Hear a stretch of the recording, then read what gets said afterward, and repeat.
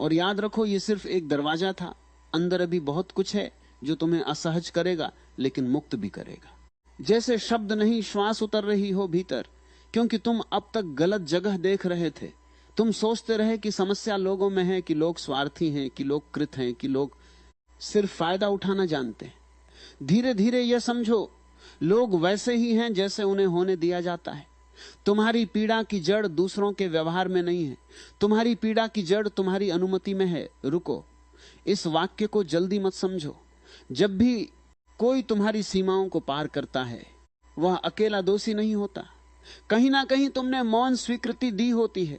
तुम चुप रहे, तुम मुस्कुराए, तुमने कहा कोई बात नहीं, और वही कोई बात नहीं तुम्हारे जीवन की सबसे बड़ी बात बन गया। दुनिया संकेतों से चलती है, तुम जो सहते हो वही सिखाते हो। अगर तुम अपमान सहते हो तो लोग अपमान करना सीख जाते हैं। अगर तुम बोझ उठाते हो तो लोग बोझ डालना सीख जाते हैं।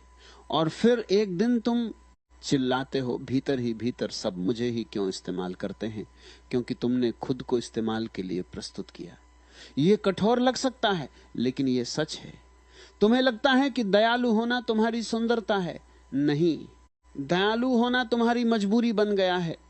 सुंदरता तब होती है जब तुम चाहो तो दे सको और चाहो तो रोक सको। मजबूरी वहां होती है जहां तुम देना तो नहीं चाहते लेकिन फिर भी देते हो। अब अपने भीतर झांको।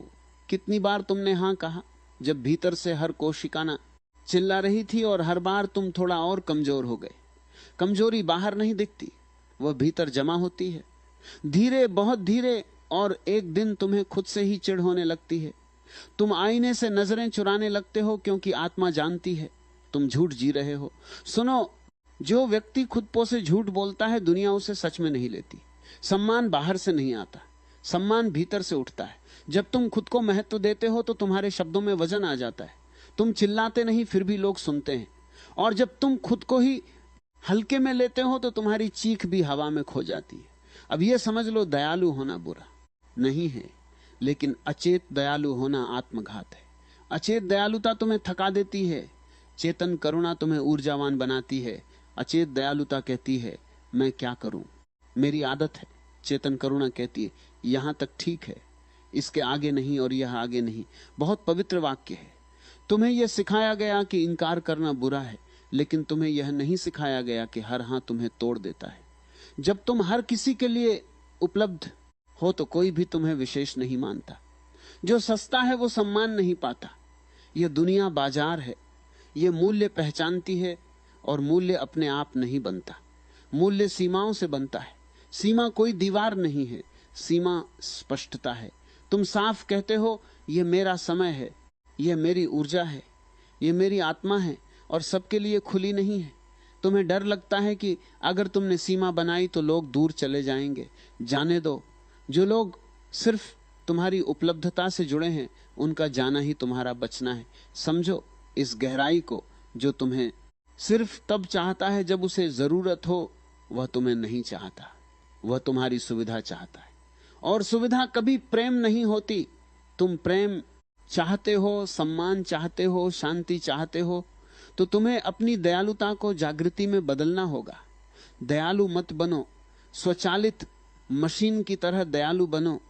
होश में जहां देना सुंदर लगे वहां दो, जहां देना आत्मा को चोट दे वहां रुक जाओ। रुकना भी एक ध्यान है, और जो रुक सकता है वही सच में दे सकता है। याद रखो, तुम्हारा जीवन दानशाला नहीं है, यह एक मंदिर है जहां हर कोई जूते पहनकर नहीं आ सकता। अब यह बात तुम्हारे भीतर धीरे धीरे उतरने दो, जैसे शब्द नहीं मौन बोल रहा हो। डर यही वह जड़ है जहां से तुम्हारी झूठी दयालुता जन्म लेती है। थोड़ा रुक कर सुनो। डर हमेशा चिल्लाता नहीं है, अक्सर वह बहुत मीठी आवाज में बोलता है। वह कहता अगर मैंने मना किया तो लोग क्या सोचेंगे, अगर मैंने अपनी बात रख दी तो कोई बुरा मान जाएगा, अगर मैं अलग दिखा तो कहीं अकेला ना पड़ जाऊं। और तुम इन सवालों से बचने के लिए खुद से भागते रहते हो। तुम्हें लगता है तुम दयालु हो, लेकिन असल में तुम डरे हुए हो। डर इस बात का नहीं कि लोग तुम्हें छोड़ देंगे, डर इस बात का है कि कहीं तुम खुद के साथ अकेले ना रह जाओ।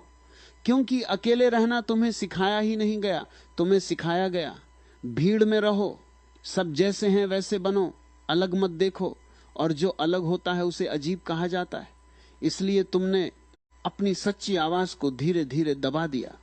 अब तुम्हारी दयालुता तुम्हारी आत्मा की अभिव्यक्ति नहीं है, वह तुम्हारी रणनीति बन गई है।